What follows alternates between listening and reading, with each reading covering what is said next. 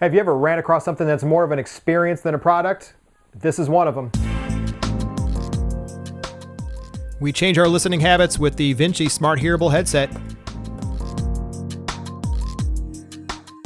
Welcome everybody, a Spike Studio product review. This time our hands on something that is not available yet that's out there, but by the time you see this, hopefully it'll be soon coming. This is Vinci. This is an experience, as we said when we first opened.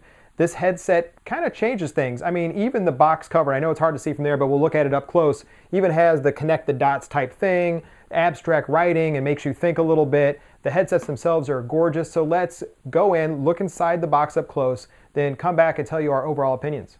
When even the box is this cool, let me show you the back. So Vinci makes sure that you understand that this is something new that you've never seen before. I mean, even the quotes they're putting on the back, the box design. Let's take a look inside. Every layer of this thing that I peel off for you, they've put so much effort into this thing. So future is me, we'll take a look underneath. And there they are. So this is the red color of the Vinci headsets.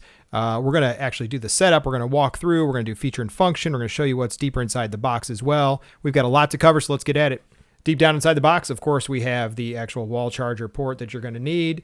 The methodology for wearing a head machine. They're calling it a head machine. They're not just calling it a headset. They're calling it a head machine. You have a full setup information about where power is, how it adjusts, the touch screens on the sides, which we're going to look at.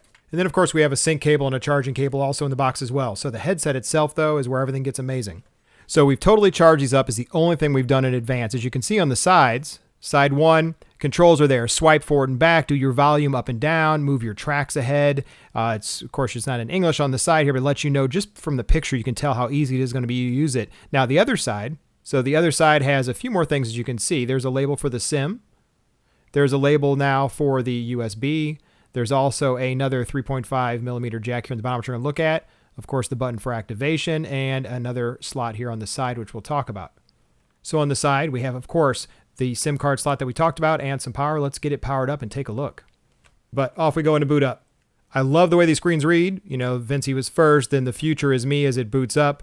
In a minute, we're going to have to go through some configuration steps. We'll go through as many of those as we can live with you, and then we'll talk more about feature and function after it gets done booting. We got to notice that it's online now, and of course, now it's letting you know that gentle reminder, please connect to SoundCloud or to Spotify so you can start streaming some things. That's a very important step besides having local music is the ability to stream.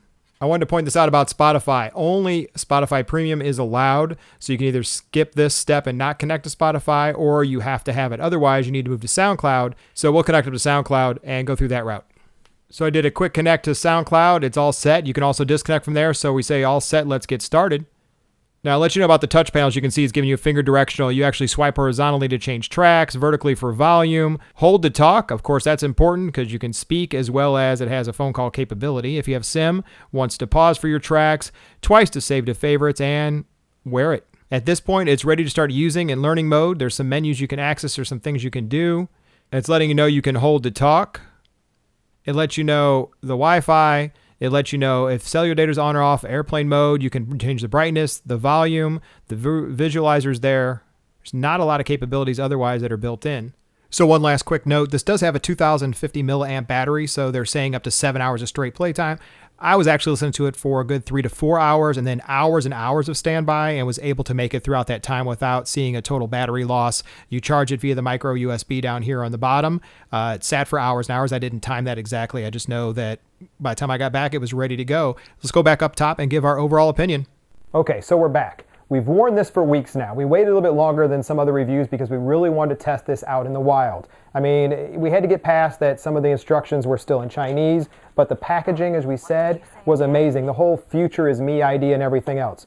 So let's talk a little bit about the headphones, what we thought. The weight, pretty hefty on your ears, but they're comfortable. The padding's good, but the weight is definitely there. The visualizations, very cool. I like that people liked it when they saw it. It also can be turned off, so it doesn't have to be on when you're going. The touch panel on the other side is interesting. The reason I say that is because people aren't used to actually seeing this black flat panel on the side. Voice control. We have mixed emotions about the voice control. The ability to hold down on the side and then talk to it. It has a built-in microphone hole that's on the side, very tiny, that we showed earlier, but it was hit or miss. I know I had tracks on there that it should have found, but it didn't seem to always find them, and I know that they're going to get better as it updates and more as it learns about you, but it was hit or miss a little bit on that one. There is a certain way that you're supposed to wear these. It does have a left and a right side. The actual visualizer screen is supposed to be on the left and the touch screen on the right, because then you have the forward and the back and the up and down correct. I screwed up once or twice when I first started wearing them. The double tap for the actual like ability is very cool. I like the way that it prompts you when you put it on. It says music resumed. I like when it took it off, say music is paused. It knows when it's on your head. Now, did it really work when I started walking around versus when I was laying down versus when I exercised? I think it did. It started to learn from, and it says it knows your heart rate, but it started to learn things like tempo, and it started to learn things like, oh, I need to increase, or I need to slow down because it's nighttime, or they're laying still. So it really did pick that up. The accelerometer as well. The ability to skip tracks, move tracks, volume, all very easy to do without even looking. It's just a simple swiping on the side. They have great visualizations for that and graphics.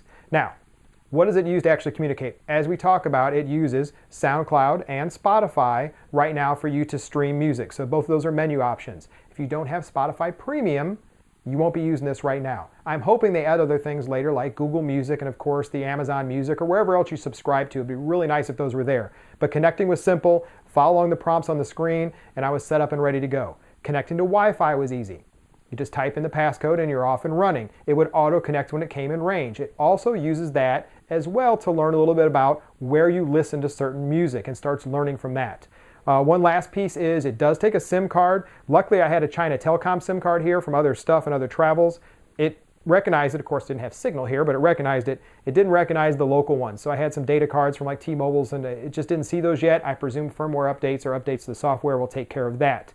Powering on and off, very simple to do. Talking to it, like I said, was a simple hold down. Double tap to like certain things was very cool. I noticed it did start with the same song a lot, and I'm not sure if that's because of where I was or it's just first. Now, one other thing, local storage.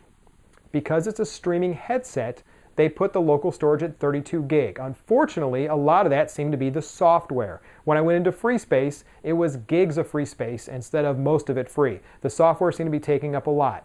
This will also cache music locally, meaning it'll take it as from stream, so when you're offline, you still have things to listen to. So overall, this is an amazing thing. I wasn't able to test one other feature, and that is the ability to share what you're listening to with other Vinci headsets in the area, apparently up to like 15 other headsets. There's not that many around here. Actually, there's none other around that I knew of at the time I had this. So there's no way to test that feature, if it worked or how it worked. I'm hoping that's something I can get to later. Otherwise, I'm gonna go back to listening to this. Get your hands on one of the multitude of colors. Hopefully it's for sale soon. But Vinci, you've done something pretty extraordinary with these, and I appreciate it. Back to listening we go. It's another product review from Spike Studio. Thanks for watching.